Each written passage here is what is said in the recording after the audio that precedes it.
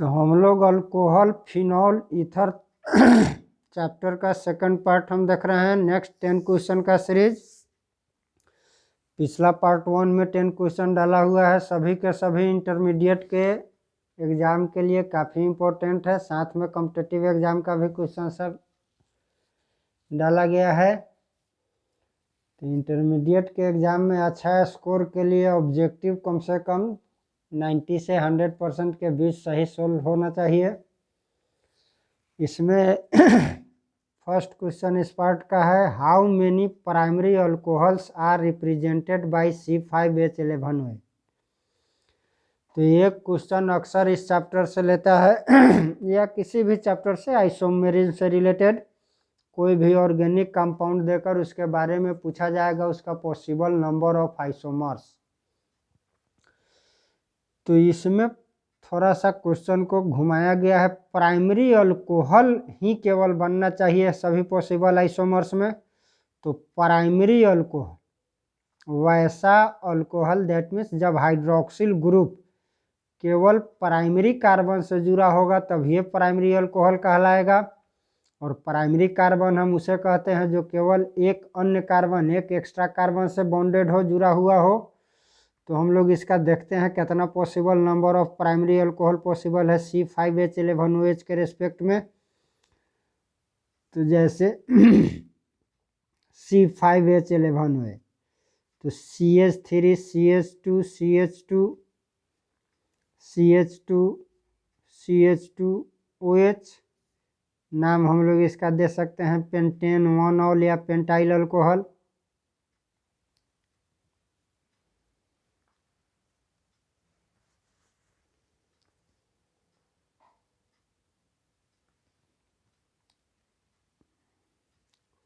Next हम लोग देखते हैं प्राइमरी अल्कोहल ही होना चाहिए। तो प्राइमरी अल्कोहल के लिए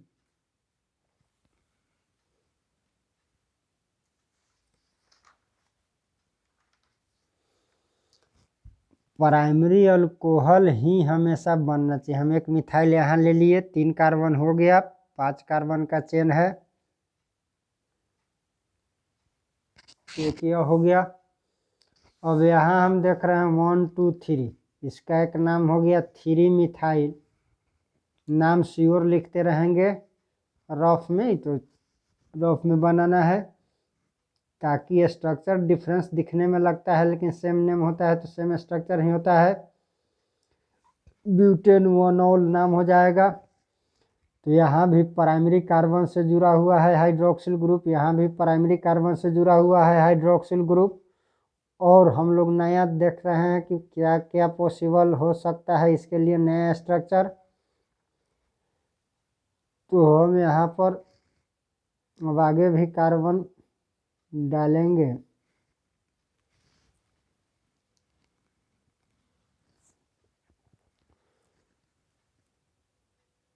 मिथाइल ग्रुप को यहाँ ले आए तो 4 कार्बन हो गया, थोड़ा इसमें समय लगेगा। तो 1 2 3 4 2 मिथाइल, डिफरेंट नेम आया, दैट मीन्स डिफरेंट स्ट्रक्चर है। ब्यूटेन 1ऑल तो 3 अभी तक आइसोमर्स मिला। और देखते हैं क्या पॉसिबिलिटी बन रहा है। हम 2 मिथाइल को एक ही कार्बन से जोड़ दे रहे हैं, 4 कार्बन का चेन हो गया। अभी भी प्राइमरी अल्कोहल है क्योंकि प्राइमरी कार्बन से जुड़ा हुआ है, यहाँ भी प्राइमरी कार्बन से जुड़ा हुआ है। इसका नाम 1 2 तो 2 2 डाई मिथाइल प्रोपेन 1ऑल हो जाएगा, यानी भी नाम डिफर किया। अब और कोई पॉसिबिलिटी हमारे पास है नहीं, बच नहीं रहा है। हम यहाँ मिथाइल डालेंगे भी तो यह सेकेंडरी कार्बन हो जाएगा। तो प्राइमरी अल्कोहल के लिए हमारे पास यही 4 आइसोमर्स पॉसिबल है, तो इसलिए इसका आंसर क्या हो जाएगा, ए। नेक्स्ट क्वेश्चन हमारा है,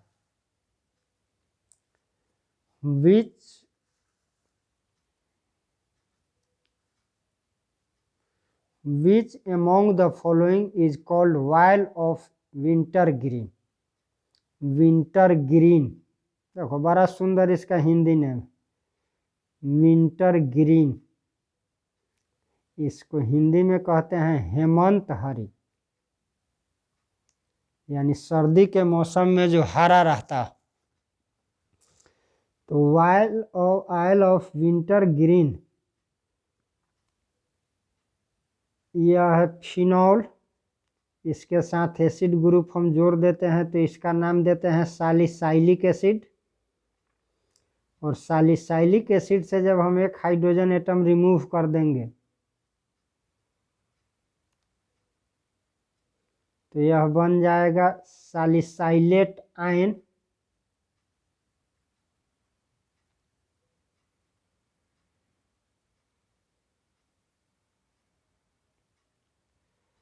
इसी सैलिसाइलेट आयन से जब हम मिथाइल जोड़ देंगे तो इसका नाम होगा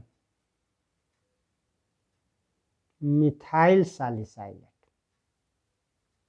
इसका नाम हो जाएगा मिथाइल सैलिसाइलेट। तो इसी को हम कहते हैं आयल ऑफ विंटर ग्रीन,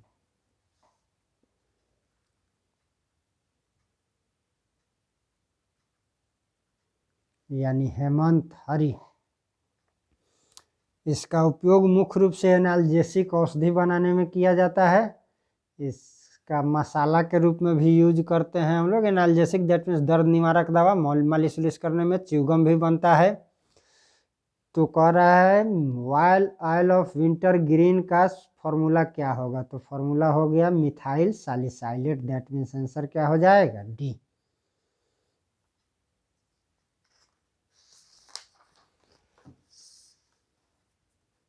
अब नेक्स्ट क्वेश्चन है हम लोगों का कार्बोलिक एसिड इज, कार्बोलिक अम्ल का फॉर्मूला इसमें क्या है।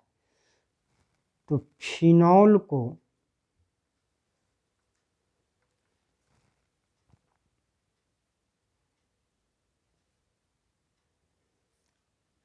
फिनॉल जो वीक एसिड होता है, इसी फिनॉल को कहा जाता है कार्बोलिक एसिड, जिसमें नंबर ऑफ कार्बन 6 है, नंबर ऑफ हाइड्रोजन 5 है और वो जुड़ा हुआ है।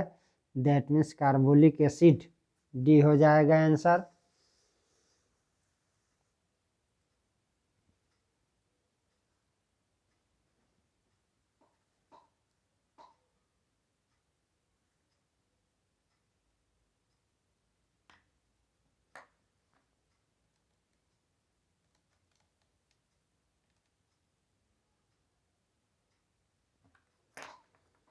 नेक्स्ट क्वेश्चन कह रहा है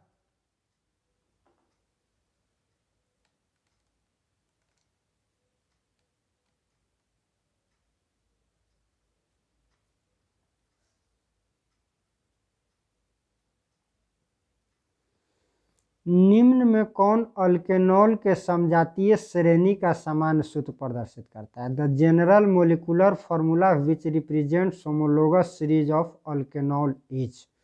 तो होमोलोगस सीरीज, समजातीय श्रेणी, जिस सीरीज में क्रमानुसार सीरियल ऑर्डर में CH2 का डिफरेंस पाया जाता है उसी को होमोलोगस सीरीज कहते हैं। और एक दूसरे कंपाउंड जिसके बीच ठीक CH2 का डिफरेंस हो एक दूसरे का होमोलॉग्स कहलाएगा। अल्केनॉल है that means alcohol, alcohol group का एलिमेंट। तो अल्कोहल ग्रुप का जैसे फर्स्ट मेंबर है methyl alcohol methanol, second member है इथाइल अल्कोहल इथेनॉल, प्रोपेनॉल, और इसी तरह होते चला जाएगा। इस सभी के बीच CH2 का डिफरेंस आ रहा है तो यह होमोलोगस सीरीज अल्कोहल का। अब इसका जनरल फार्मूला, तो इसमें जनरल फार्मूला एक कार्बन है, 4 हाइड्रोजन है, 1 ऑक्सीजन, दैट मीन्स CnH2n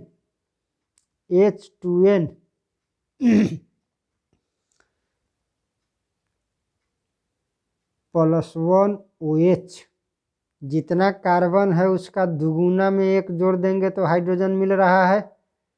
जितना कार्बन दुगुना में 1 तब OH, या H को भी इसके साथ हम जोड़ लें तो CnH2n +2 O। तो इसमें अल्केनॉल के समजातीय श्रेणी का सामान्य सूत्र, आंसर क्या हो जाएगा, डी।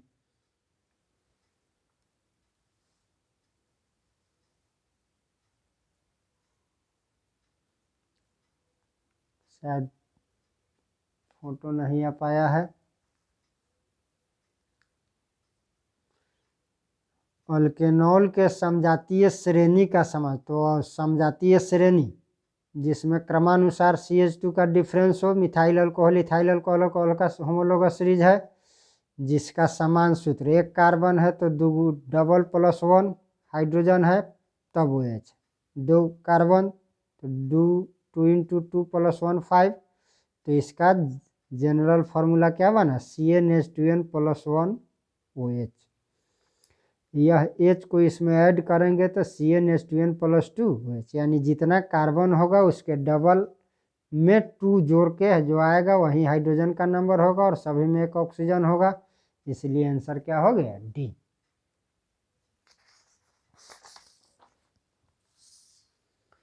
नेक्स्ट क्वेश्चन कह रहा है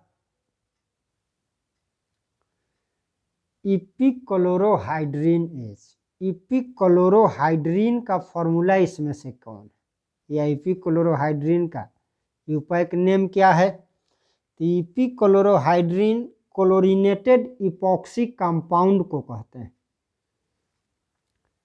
इपिक्लोरोहाइड्रिन H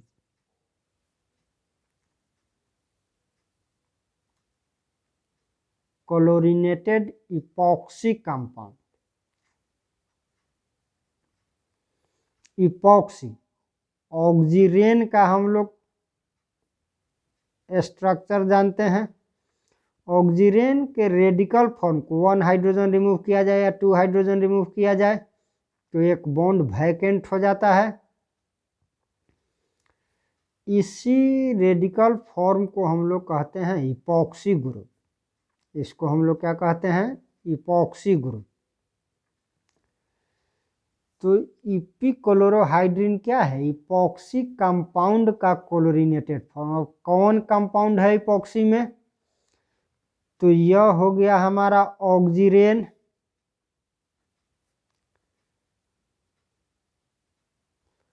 और इससे जब क्लोरीन जोड़ दिए तो नोमेनक्लेचर तो हमेशा इस साइड से होगा जिधर से इपॉक्सी ग्रुप बना हुआ है कार्बन के साथ, तो ये 1 कार्बन हो गया, 2 कार्बन हो गया, तो इसका नाम है 2 क्लोरो मिथाइल, यानी क्लोरोमिथाइल हमारा किस नंबर कार्बन पर जुड़ा हुआ है, 1 2 नंबर कार्बन पर, तो 2 क्लोरोमिथाइल ऑक्सीरेन, इसी को कहा जाता है इपिक्लोरोहाइड्रिन। तो इपिक्लोरोहाइड्रिन के लिए इसमें से क्या हो जाएगा ऑप्शन, तो 2 क्लोरोमिथाइल ऑक्सीरेन, यानी आंसर होगा हमारा C। अब नेक्स्ट क्वेश्चन है हमारा, which isomerism is shown by the following pair, इस पेयर के द्वारा किस टाइप का आइसोमेरिज्म प्रदर्शित होगा। तो हम लोग आइसोमेरिज्म को मेनली 2 पार्ट में बांटते हैं, एक स्ट्रक्चरल आइसोमेरिज्म और दूसरा होता है स्टीरियो आइसोमेरिज्म। स्ट्रक्चरल के पास 5 पार्ट है, chain isomerism, position isomerism, functional isomerism, metamerism, tautomerism. तो फंक्शनल आइसोमेरिज्म हम किसे कहते हैं, तो फंक्शनल ग्रुप में डिफरेंस के कारण जब आइसोमर्स प्राप्त होता है तब उसको हम क्या कहते हैं, फंक्शनल आइसोमेरिज्म। तो इस दोनों पेयर में number of carbon hydrogen oxygen same है, that means molecular formula same है, लेकिन यहाँ हम क्या देख रहे हैं कि अल्कोहल फंक्शनल ग्रुप है, इसमें इसका नाम जब भी देंगे तो प्रोपेन 1 ऑल देंगे।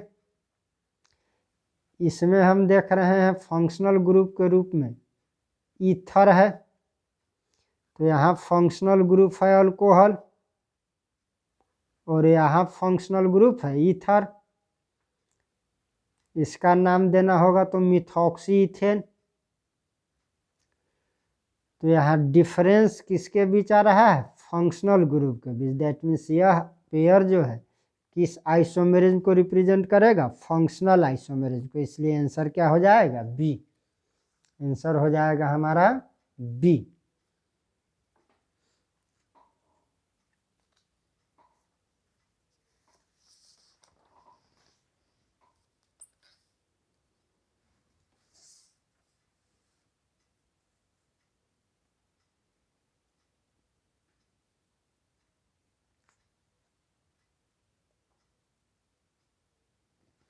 नेक्स्ट क्वेश्चन है how many isomeric ether are represented by the molecular formula C4H10O। C4H10O के द्वारा ईथर के रूप में कितना आइसोमर्स प्राप्त होगा।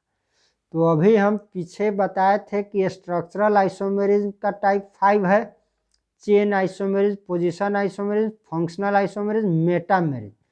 मेटामेरिज्म किसे कहते हैं? तो मेटामेरिज्म पॉलीवैलेंट फंक्शनल ग्रुप का कैरेक्टर है, पॉलीवैलेंट फंक्शनल ग्रुप का कैरेक्टर है, यानी जिस फंक्शनल ग्रुप में एक से अधिक बॉन्ड वैकेंट हो उसी को हम पॉलीवैलेंट फंक्शनल ग्रुप कहते हैं। तो पॉलीवैलेंट फंक्शनल ग्रुप में ईथर भी है।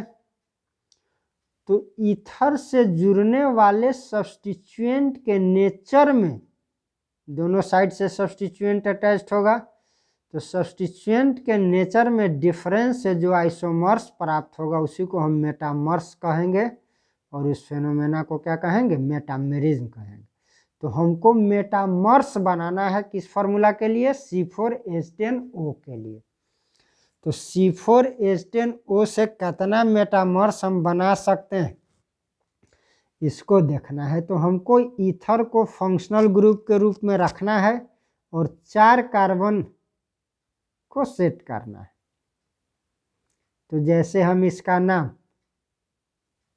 मिथाइल प्रोपाइल ईथर देंगे, एक अलग नाम आया। हम इस फंक्शनल ग्रुप को सेंटर में कर लें,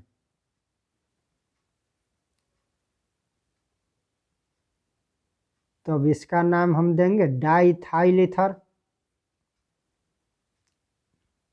दोनों अलग अलग नाम है, अलग अलग स्ट्रक्चर है। इसका और कोई ईथर के फॉर्म में हम तैयार कर सकते हैं कि नहीं?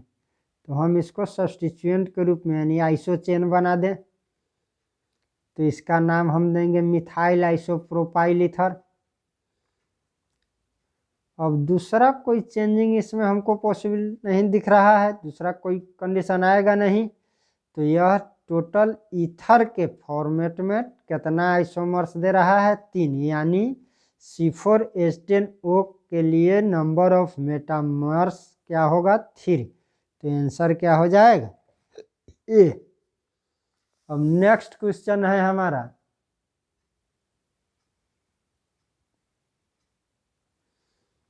Alcohol is formed when one of the hydrogen of alkane is replaced by. तो अल्केन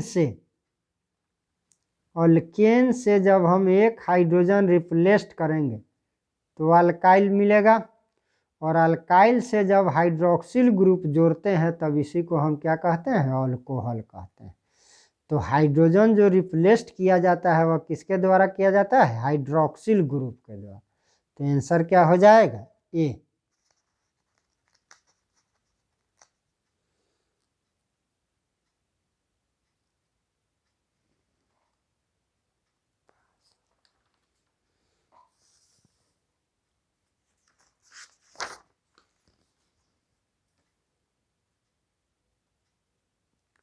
नेक्स्ट क्वेश्चन है, देखो ये question CBSE pre medical test यानी जो अब नीट होता है 1924 में, इसका नाम CBSE प्री मेडिकल टेस्ट था, में पूछा गया क्वेश्चन है। बोर्ड एग्जाम में भी 21 में 21 यानी ठीक पिछला सेशन, जिस सेशन में माना जाता है कि काफ़ी इजी क्वेश्चन डाला गया था, ये क्वेश्चन रियली में उतना इजी है नहीं, इसको काफ़ी ट्विस्ट करके बनाया गया क्वेश्चन है। कह रहा है अम्लीय शक्ति का बढ़ता क्रम, the increasing order of acidic strength. काफ़ी सोचना होगा, देखने में लगता है सबका एसिडिक स्ट्रेंथ एक दूसरे से अधिक, लेकिन होता है वह ऐसा नहीं। तो हम लोग पीछे भी पढ़े हुए हैं कि जो hydrogen ion that means proton donate करता है, लूज करता है, वह एसिड कहलाता है। जो जितना ही अधिक इजीली लूज करता है उसका स्ट्रेंथ उतना ही अधिक होता है। तो इसको बढ़ते क्रम में सजाना है इसी 4 कंपाउंड, जिसमें से हमारे पास H2O है, वाटर है, एसिटिलीन है, कार्बोनिक एसिड है और फिनॉल है। हम दो के बीच कंपेयर करके थोड़ा समझते हैं, जैसे वाटर और एसिटिलीन के बीच कंपेयर करते हैं। तो वाटर जब डिसोसिएट होगा तो H+ और OH-, एसिटिलीन जब एक हाइड्रोजन को लूज किया तो यही स्ट्रक्चर बना। अब यहाँ पर हम देख रहे हैं कि हाइड्रोजन के लूजिंग के बाद निगेटिव चार्ज ऑक्सीजन एटम पर प्रेजेंट है, निगेटिव चार्ज कार्बन एटम पर प्रेजेंट है। ऑक्सीजन का इलेक्ट्रोनिगेटिविटी अधिक होता है, यह अधिक स्टेबिलिटी को रिप्रेजेंट करेगा कंपेयरिंग कार्बन के, तो इसलिए इसका एसिडिक स्ट्रेंथ अधिक होगा और इसका एसिडिक स्ट्रेंथ कम। यानी इस दो कंपाउंड के कंपेयर में हम देखें कि H2O का एसिडिक स्ट्रेंथ एसिटिलीन से अधिक है। तो अब H2O अधिक है, अब H2O का किसी दूसरे से कंपेयर करके चेक करेंगे, तो हम H2O और फिनॉल का चेक करते हैं। तो H2O तो हम लोग देख लिए कि हाइड्रोजन लूज करने के बाद ही हाइड्रोक्साइड आयन बना रहा है। फिनॉल जब हाइड्रोजन लूज करता है, दैट मीन्स प्रोटॉन लूज करता है,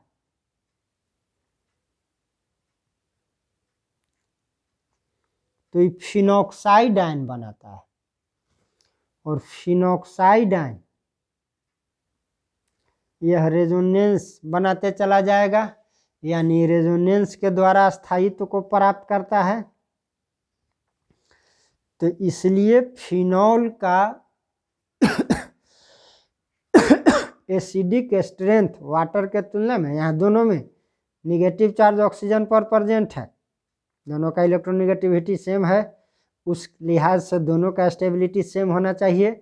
लेकिन यह रेजोनेंस फॉर्म नहीं कर पाएगा, जबकि रेजोनेंस फॉर्म करता है। इसलिए वाटर के कंपेयर में फिनॉल का एसिडिक स्ट्रेंथ अधिक होता है, यानी फिनॉल मोर एसिडिक है किसके रेस्पेक्ट में, वाटर के रेस्पेक्ट। तो यहाँ 3 को हम लोग चेक कर लिए। तो अब हमारे पास ऑप्शन बचा कौन,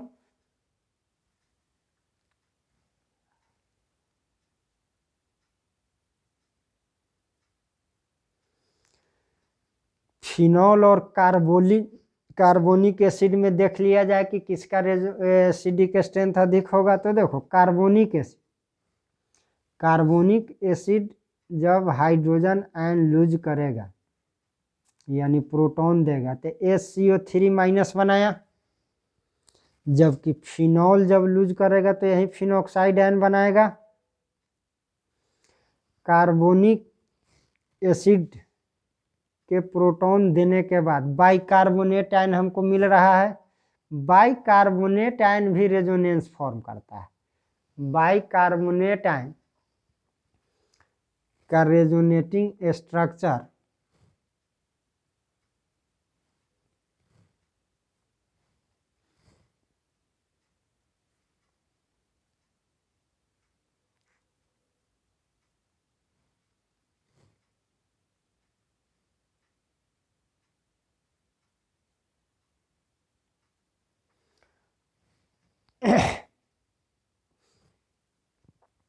यही यहाँ आ जाएगा, तभी निगेटिव चार्ज यहाँ शिफ्ट हो जाएगा, तो ऐसा स्ट्रक्चर दे देगा। तो यह 2 रेजोनेटिंग स्ट्रक्चर को बना रहा है, 2 रेजोनेंस देता है।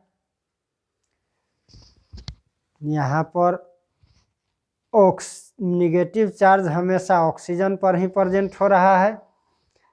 फिनॉल जो है फिनॉक्साइड आयन में जब टूटता है तो यह फिनॉक्साइड आयन बाइकार्बोनेट की तुलना में, तो इसके पास तो लोन पेयर इलेक्ट्रॉन प्रेजेंट है,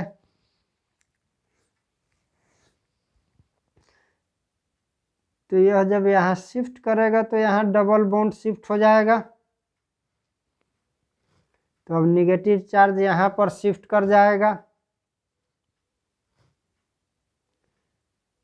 यह निगेटिव चार्ज फिर जब यहाँ पर शिफ्ट होगा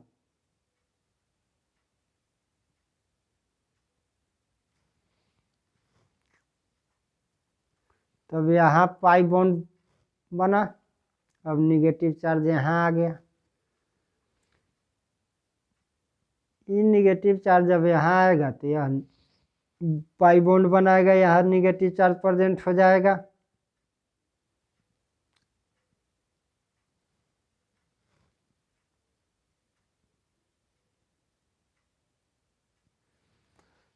तो बाइकार्बोनेट 2 रेजोनेटिंग स्ट्रक्चर रिप्रेजेंट कर रहा है, जबकि phenoxide ion 4 resonating structure represent कर रहा है।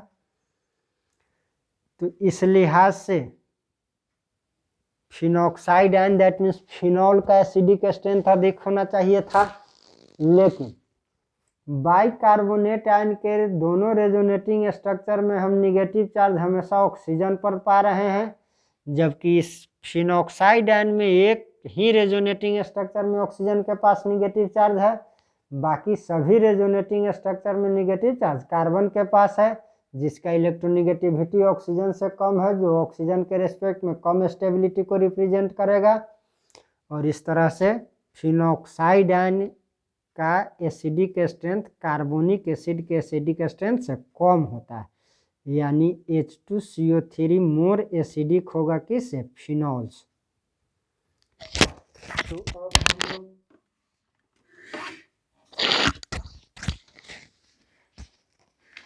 क्या क्लियरली पा रहे हैं? तो सबसे अधिक एसिडिक स्ट्रेंथ कार्बोनिक एसिड का है, उसके बाद कार्बोनिक एसिड का एसिडिक स्ट्रेंथ सबसे अधिक, इसके बाद है हमारा फिनॉल, इसके बाद है वाटर और इसके बाद है एसिटिलीन। यानी सबसे कम एसिटिलीन का तो इंक्रीजिंग ऑर्डर में अरेंज करना है, तो acetylene, water, phenol, carbonate, answer हो जाएगा डी। अब नेक्स्ट क्वेश्चन है हमारा, which is maximum soluble in water? जल में अधिक विलेय कौन है? तो नॉर्मल ब्यूटाइल अल्कोहल है, आइसो ब्यूटाइल अल्कोहल है, टर्शियरी ब्यूटाइल अल्कोहल है, सेकेंडरी ब्यूटाइल अल्कोहल है। Normal butyl alcohol,